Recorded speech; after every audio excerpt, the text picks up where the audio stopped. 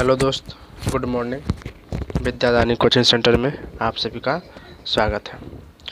आज हम height and distance के कुछ टॉपिक बताने जा रहे हैं, जिसमें से पहला टॉपिक है अवनमन कोण।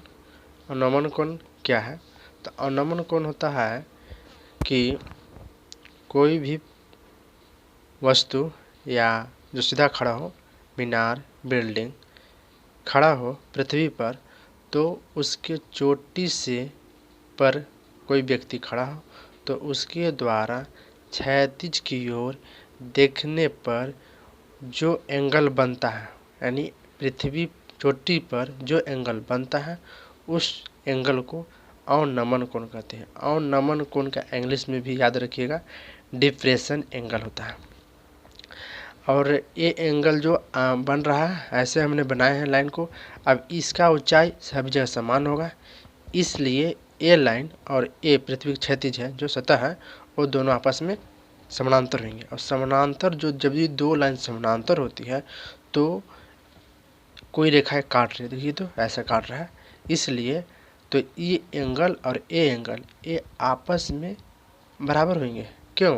क्योंकि हम जानते हैं कि कोई दो रेखा आपस में समानांतर होती है और कोई रेखा काट रही है तो इसका एकांतर कोण आपस में बराबर होते हैं, यानी अल्टरनेटर कोण एंगल। अब आता है दूसरा, ऐसा भी दूसरा नमन कोण हो गया। अब दूसरा है उन्नयन कोण। तो उन्नयन कोण कहते हैं इंग्लिश में एलिवेशन एंगल।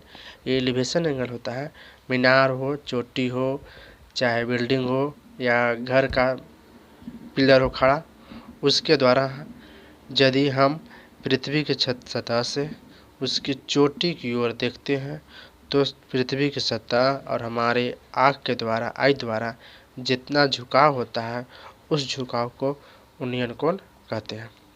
अब इसके बाद आता है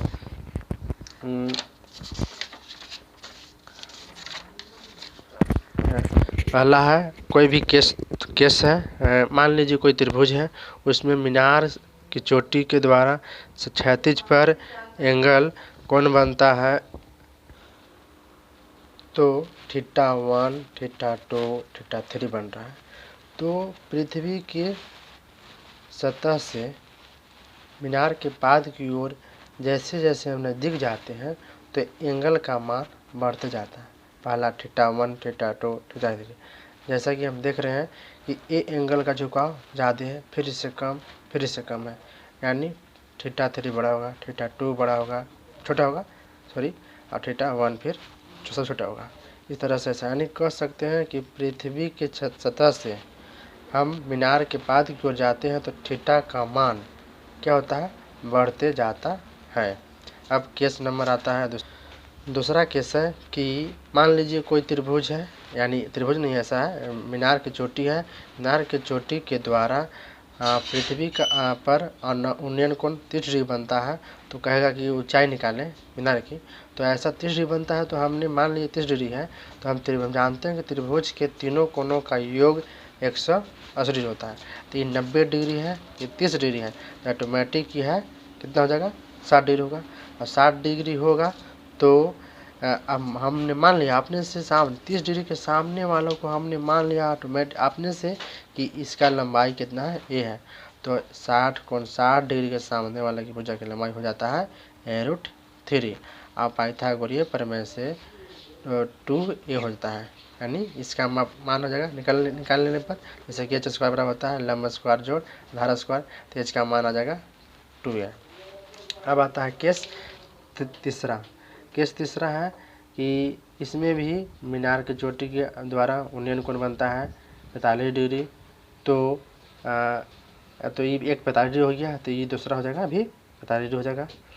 अब दूसरा 45 डिग्री होगा तो ये 90 डिग्री है। तो इसमें 45 डिग्री सामने वाला की हमने मान लिया भुजा की लंबाई ए, तो इसका भी सामने की लंबाई हो जाएगा ए। तो अब इसका कर्ण की लंबाई हो जाएगा √2a हो जाएगा, यानी पाइथागोरस प्रमेय से निकाल लेंगे, जैसा कि हम यहाँ निकाल चुके हैं। tan थीटा बराबर, यानी ये जो एंगल है इसके लिए इसके सामने वाला ही काम करेगा, ये लंब का काम करेगा। और इसका आधार अभी हाइट है, सबसे हाइट तो सबसे अलग होता है, इसलिए पी/b लिखते हैं। अब AB, EBC तो इसकी लंबाई दिया है ए हमने माना है और इसका भी ए है। अब इसका हम जानते हैं कि 45 डिग्री का मान होता है 1, ये आपस में इक्वल हो गया, यानी ए तो ये भी ए होगा।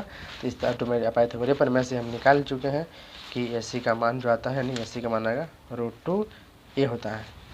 ठीक, अब आता है एक हम प्रॉब्लम भी लेके आए हैं। इस प्रॉब्लम के माध्यम से देखिए, हम ये प्रॉब्लम कह रहा है कि किसी टावर के पास से 50 मीटर दूर पर स्थित है। मान लीजिए एक टावर है, इस टावर के पास से कितना डिग्री है, 50 डिग्री स्थित है, 50 मीटर स्थित है। तो एक बिंदु से टावर के उच्च बिंदु, मतलब यहाँ पे शीर्ष बिंदु का उन्नयन कोण, इसका उन्नयन कोण कहाँ बनेगा, नीचे बनेगा उन्नयन कोण यहाँ पे। उन्नयन कोण 30 डिग्री है, तो टावर की ऊंचाई, इसका ऊंचाई नहीं, हम जहाँ पीछे बताए हैं कि जब 30 डिग्री सा है तो एक हो जाएगा 60 डिग्री। अब 30 डिग्री सामने वाले के हमने मान लिए थे अपने से, ए माने थे, तो 60 डिग्री के सामने वाला की ऊंचाई की लंबाई ऑटोमेटिक होता है। हम बता चुके हैं कि a√3 होता है। तो यहाँ पे दिया है BC के मान दे चुका है 50, यानी ई जिसका लंबाई हो, ये आपस में दोनों आपस में बराबर हो जाएंगे, यानी a√3 बराबर 50 कर दिए। अब ए का मान हमको निकालना है, तो ए का मान हम निकालेंगे, गुना में इधर आएगा तो डिवाइड कर देंगे, यानी भागा दे देंगे, यानी भागा देंगे तो 50/3, या हर पर मैं कर दीजिएगा तो इतना आ जाएगा, इतना ही भी छोड़ सकते हैं आंसर। इस तरह से एक प्रॉब्लम होगा। इसी तरह से अवनमन कोण भी दे सकता है। मान लीजिए अवनमन कोण 30 डिग्री दे देता है, तो ये जितना डिग्री ये इसी तरह इसका भी बन जाएगा। उन्नयन कोण दे सकता है 45 डिग्री है। इस तरह कंडीशन से हम नेक्स्ट क्वेश्चन को भी सॉल्व कर सकते हैं। थैंक यू इतना के लिए।